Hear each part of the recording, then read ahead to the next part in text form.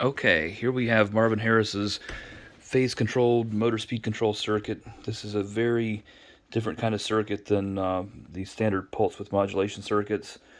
Most of what the industry is used to seeing will have over 1,000 parts in it, microcontroller controlled, so on. This is very simple. As you can see, all you've got is two relays. You've got a solid-state relay, triac output, LED input. This is where the magic happens over here. That's the actual, what actually controls how that triac fires and so on. And you've got the, try to turn on a little bit of light here. You've got the controls here. You got stop, forward, reverse, power on, speed, brake on.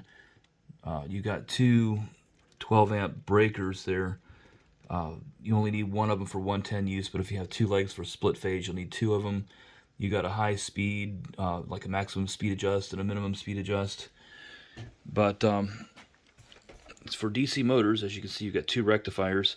The two yellow lines supply constant field coil stator voltage, and really current, because we're concerned with current because we need field strength for the armature to push against. And then you've got the two blue lines coming from the relays, and they drive the armature, and their current is gated through that SSR right there. So here we go. We'll turn on the power, and okay, I've got it on maximum speed. If I press forward, see the motor turns on. So, if I slow it down, hear me slowing it down.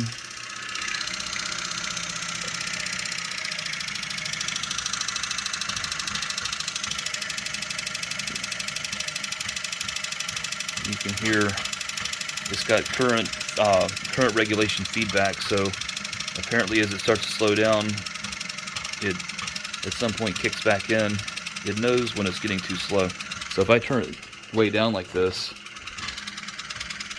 it gets pulses at the right intervals to keep the shaft going. Turn it down a little more, make it go slower. I can slow it way down if I want.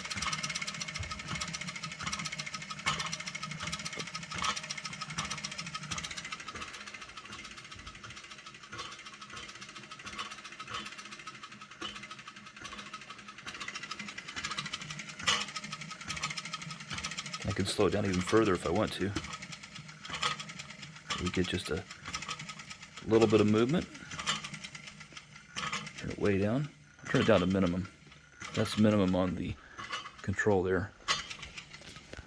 And this is what's fascinating, is that even as slow as it is, you'd think I could reach out and stop that, but you can't stop it, and you get more frequent pulses to keep the shaft moving at the same speed. I mean, it'll tear the skin right off your hands if you can't stop it. So, anyway, very fascinating circuit. It relies on phase control to make it do what it does.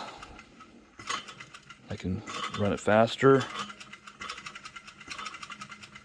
It'll pulse more frequently to keep the shaft at the speed you want it. Turn it a little faster. It's a very neat circuit. Very basic, very heavy duty, very reliable.